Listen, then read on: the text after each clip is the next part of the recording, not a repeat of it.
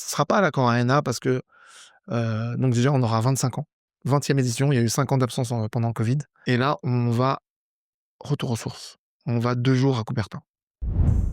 Le Juste Debout, c'est l'un des plus grands rendez-vous de la danse hip-hop au monde.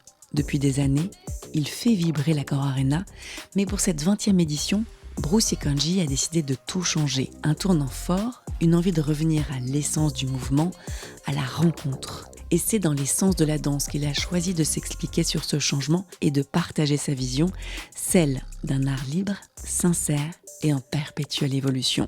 Je suis Myriam Selam, journaliste et passionnée de danse. Et si ce contenu vous inspire, pensez à liker, à vous abonner et à activer la cloche pour ne rien manquer des prochains épisodes. Bienvenue dans l'essence de la danse. Parallèlement au JD, tu vas aussi ouvrir une école Je vais ouvrir une école pour la transmission. pour la transmission. Ouais. Pas au début, je savais pas que l'école allait, générer autant et porter aussi, le groupe Juste Debout. Par contre, j'ouvre une agence de booking d'artistes qui, elle, porte aussi et j'ouvre ma boîte de consulting et cetera. Je fais du business à côté parce que je me dis: «Bon, c'est compliqué». Mais c'est toujours compliqué, c'est ce qui fait qu'on reste, en vie. Voilà, on se trouve des solutions, quoi. Et puis, il y a pas de peut-être de honte d'associer business avec l'art? Ah non, il faut. Mais de toute façon, même James Brown, faisait du business. Nina Simone, elle a vendu des disques, je veux dire, les plus grands chorégraphes, c'est pas 3 francs 6 sous. Ils font des artistes, mais sur leur contrat. Sylvie Guilhem, tu connais le montant de ses contrats? Non. Bah, voilà. Je peux pas les révéler, mais c'est pas ce qu'on gagne et tant mieux pour elle. Mais et pourtant, quand tu la vois, tu as envie de pleurer, magnifique, mais 25 minutes, voilà, énorme. Et c'est ce qui permet de perdurer et de donner les bonnes De toute conditions. façon, on le mérite. On le mérite, on va pas danser toute notre vie. Pourquoi un footballeur gagnerait autant d'argent? Et je suis très content qu'il le fasse, hein, parce qu'il y a des débats souvent. Et pourquoi, en fait, le problème des gens, c'est qu'ils disent: «Ouais, ils gagnent trop». Non, c'est pas eux qui gagnent trop, c'est nous qui gagnons pas assez. C'est ça le problème. Tu vois, les gens prennent le problème différemment parce que ça arrange les patrons. Mais non, c'est eux qui gagnent pas, c'est nous qui gagnons pas assez. Donc c'est compliqué là, mais tu te dis que, à un moment donné, la transmission va être aussi importante donc avec une école et pourtant, il y en a pas beaucoup des cours dans le hip-hop, ou c'était déjà un Non, si, si, à cette il y époque-là? en avait énormément, mais c'était dans des écoles qui étaient pas les nôtres. C'est-à-dire qu'il y avait plein de cours, déjà, mais dans des écoles, de jazz, de contemporain, de classique. Et moi, j'ai toujours dit: «Quand on n'est pas chez nous, on n'est pas libre», en fait. Voilà. Donc, on a créé l'école Juste Debout School parce que on voulait un lieu qui nous ressemble, avec nos directeurs, avec, notre choix, l'indépendance, quoi. Même si on n'est jamais vraiment indépendant, il y a toujours un mec au-dessus qui te demande un loyer, tu vois? Mais, mais au moins on est chez nous, quoi, tu vois? Et je veux mettre du son, je mets du son. C'est pas genre: «Ouais, faites moins de bruit là, les hip-hop». Parce que c'était ça. Tu allais dans l'école: «Oh les hip-hop là, non, changez de chaussures, vous allez faire des traces noires sur le parquet». Mais on s'en fout, c'est un parquet, c'est de la matière. Justement, ça vit, tu vois? Et voilà, et on en a eu marre, donc j'ai créé mon école pour ça, mais aussi parce que, en voyageant dans le monde entier, je me suis rendu compte qu'il y avait plein de petits qui cartonnaient en danse et que nous, en France, on avait de très bons danseurs adultes, mais chez les jeunes, c'était pas fou, quoi. Et je me suis dit: «OK, Bruce, tu voyages et tout, tu fais de la thune, c'est cool, mais qu'est-ce que tu fais pour les autres, quoi?»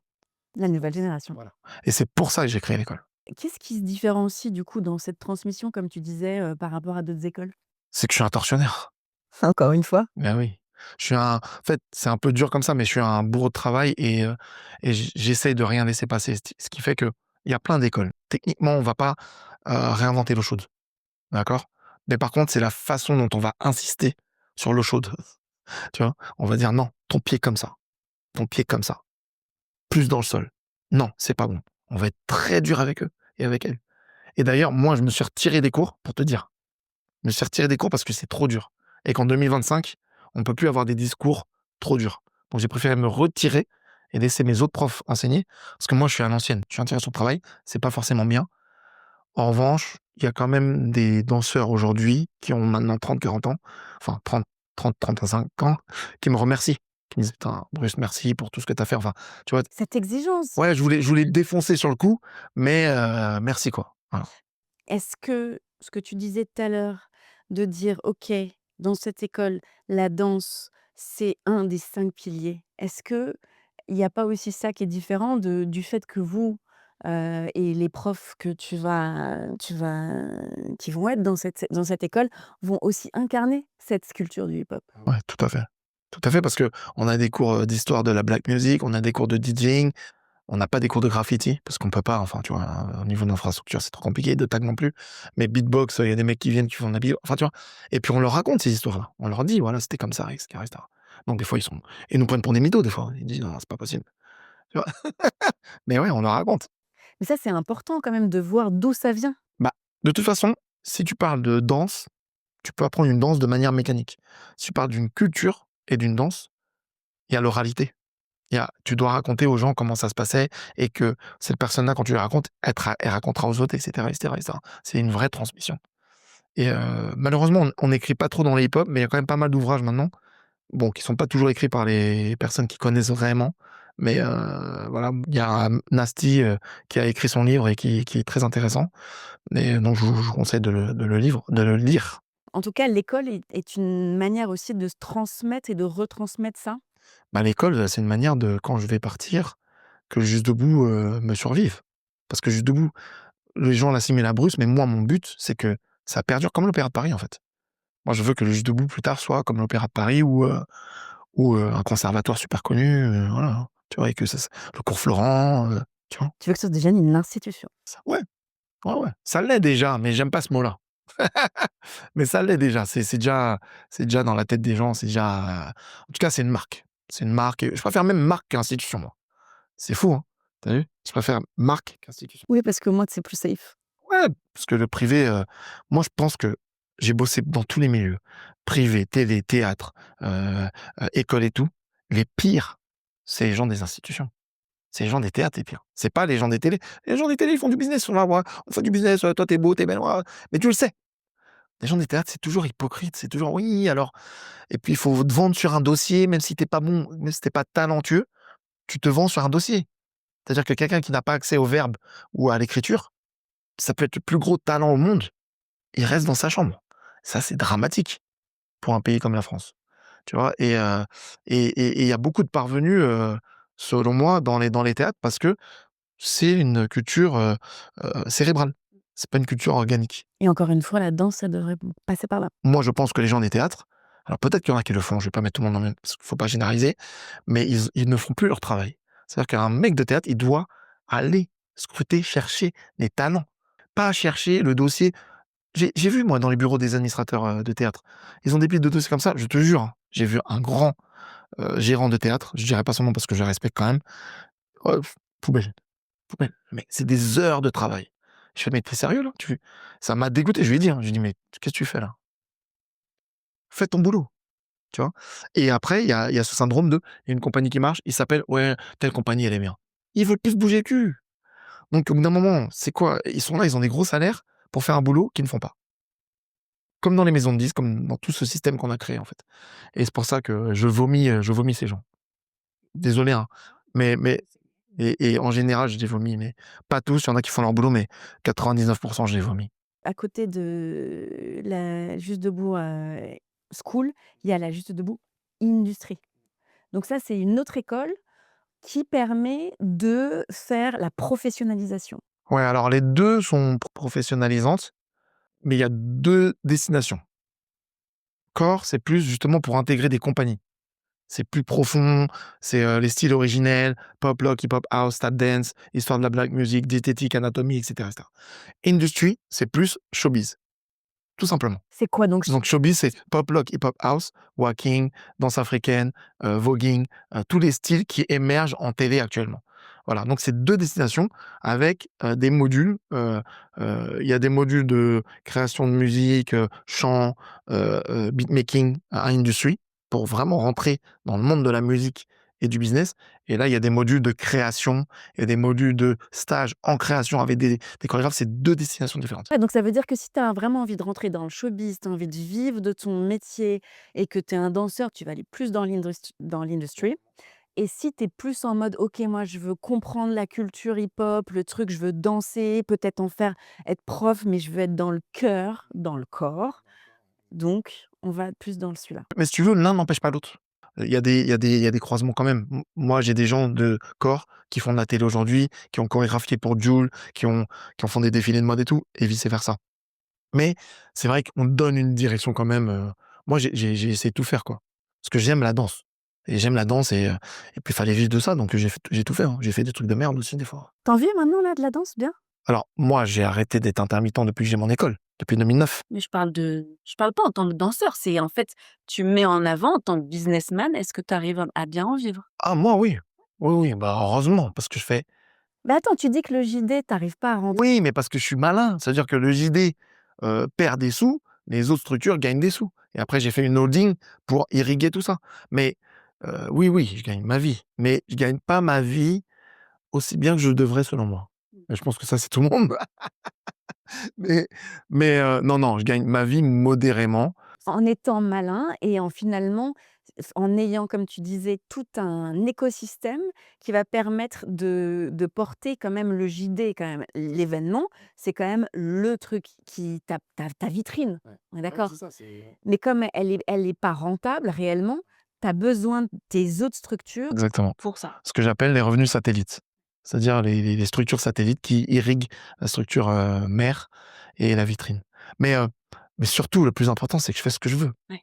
Putain, mais ça, moi je suis riche. Clair. Bah oui, Tu riche je de ça. je suis riche de ça. Bah oui. Je te dis encore une fois, des patrons, ils viennent me voir.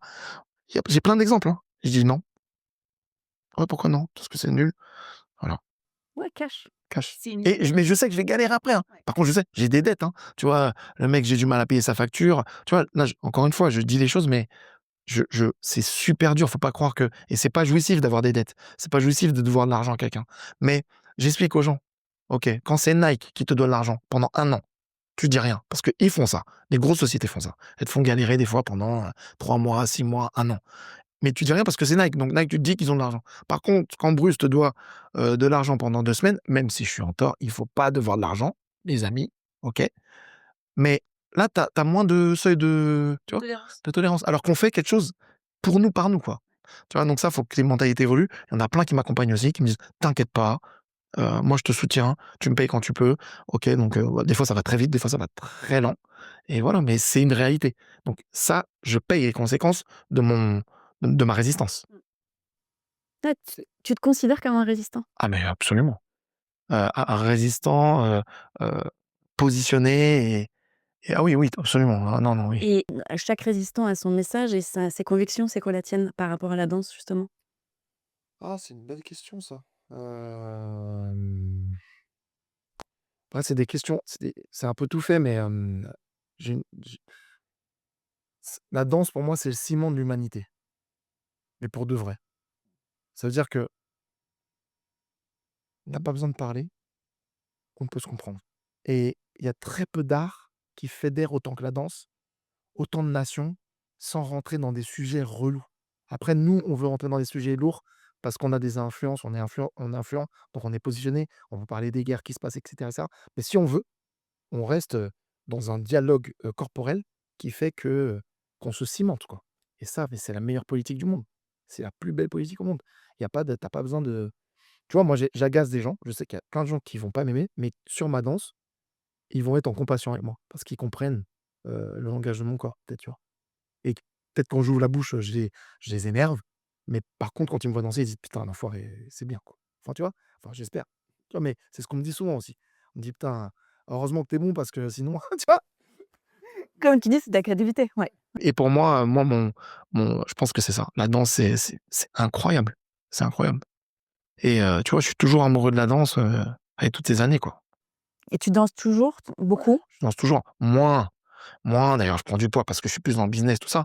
Mais je danse toujours. Dès que je peux, je danse. Dès que je peux, je vais remplacer des profs. Voilà. Alors, ce que je fais à l'école, c'est que je leur laisse de l'espace, mais je reviens une fois par mois pour connaître mes élèves. Parce que je veux quand même connaître mes élèves. Ça, c'est important. Mais sinon, je leur laisse beaucoup d'espace, donc je danse moins. Voilà, je fais du sport à côté parce que sinon, voilà. Mais voilà, quoi. Tu vas décider quand j'ai vu ça, je me suis dit: «Waouh!» où, tu décides carrément donc de faire un gros voyage et tu vas faire, une énorme comment une idée comme ça de se dire: «OK, je vais prendre des gars, je vais les mettre sur un énorme paquebot et on va aller faire, une croisière». Bah, en fait, j'ai une idée hyper égocentrique et hyper, égoïste. Parce que, moi, en fait, toutes mes idées, je les ai faites à partir de moi, de ce que je veux moi, qu'est-ce que j'aimerais pour moi. Quand je fais Juste debout, c'est moi qui ai ce désir. Quand je fais Juste debout magazine, c'est parce que je vois qu'il y a pas de magazine qui nous ressemble. Quand je fais l'école, ça part que d'un désir interne. C'est hyper égoïste, mais en faisant profiter la masse. Et la deuxième chose, c'est que j'ai toujours rêvé de prendre, les gens les plus dépourvus et les emmener dans les endroits les plus fous.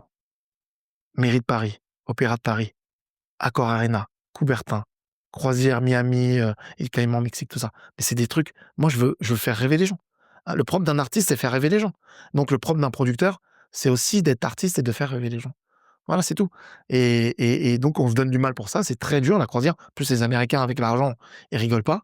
Donc quand faut payer, c'est bon, voilà, c'est très dur. Mais l'année dernière, c'était incroyable. Donc juste pour que les gens qui connaissent pas, c'est quoi le concept? Ça s'appelle Juste debout Cruise et en fait, c'est, des présélections du Juste debout pour la finale à l'Accor Arena, qui sera pas à l'Accor Arena cette année. Donc ça, c'est ça le scoop, voilà. C'est une présélection pour aller, à l'Accor Arena avec des workshops on board, des soirées et cetera et de se rencontrer. La rencontre, toujours le ciment, Pas le battle, la rencontre. la rencontre. Il va y avoir des workshops. Il va y avoir donc effectivement, donc pas des battles, mais des rencontres. Il va y avoir tous les profs, j'imagine, de l'école.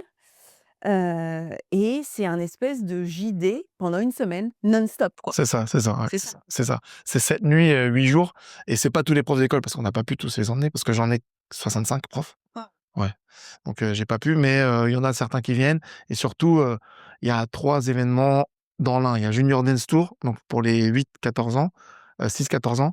Il y a, Juste debout et Juste debout Gold, donc 1 contre 1 et 2 contre 2. Et j'ai lu qu'il y avait aussi un afro, alors ça, c'est où tu fais rentrer des nouvelles, Je fais rentrer des nouvelles disciplines, afro, dancehall, krump et électro. et ça, c'est complètement nouveau. Ah ouais, c'est complètement nouveau. C'est pour ça qu'on fait sur 2 jours cette année, le 6 et 7 mars, parce que c'est plus long je voulais faire entrer ces styles parce que, bah, déjà, c'est des styles qui fonctionnent et moi, mon but, c'est de fédérer et de mélanger les gens.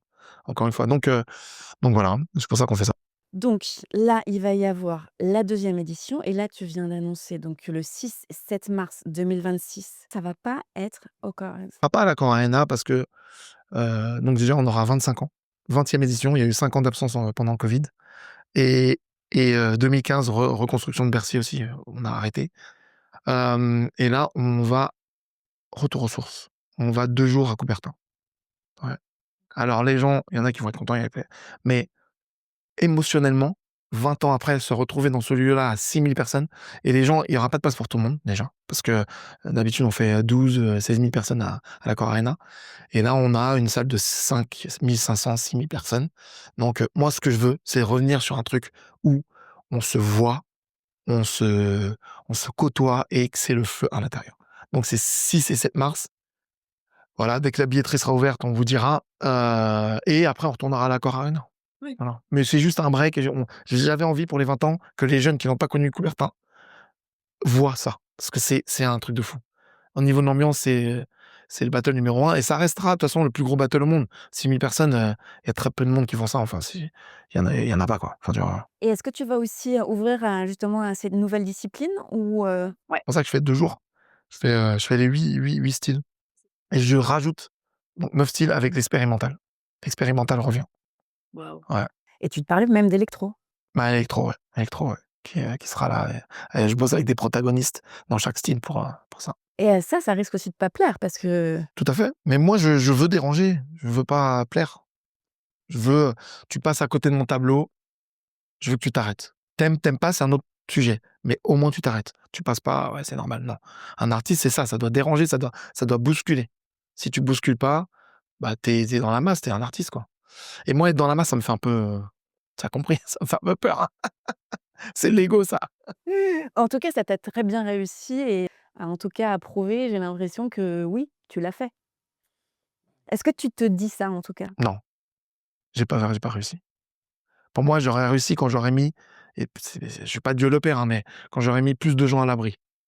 Ma mère, ma famille, bon ça, c'est normal, mais les danseurs. des profs, ouvrir d'autres écoles pour qu'ils soient directeurs de ces écoles. Là, j'aurais réussi. Quand j'aurais mis des gens à l'abri. Là, c'est bien, mais ça reste un peu superficiel et fragile. Et quand j'aurais réussi à pas avoir de problème, de trésor, tout ça, là, j'aurais réussi. Mais en France, c'est dur, hein. Ouais, mais en tout cas, c'est ton objectif que tu te donnes, donc c'est vers ça, c'est vers cette destination que tu te diriges? Ouais, ouais, mais pour certains, j'ai déjà réussi, mais pour moi, j'ai pas réussi. Tu vois? Pour moi, heu, je suis un éternel insatisfait et c'est pas faut être content de ce qu'on fait. Oui, je suis content des fois, mais c'est très rare. En tout cas, là, le prochain step, ça sera quoi pour arriver à ça?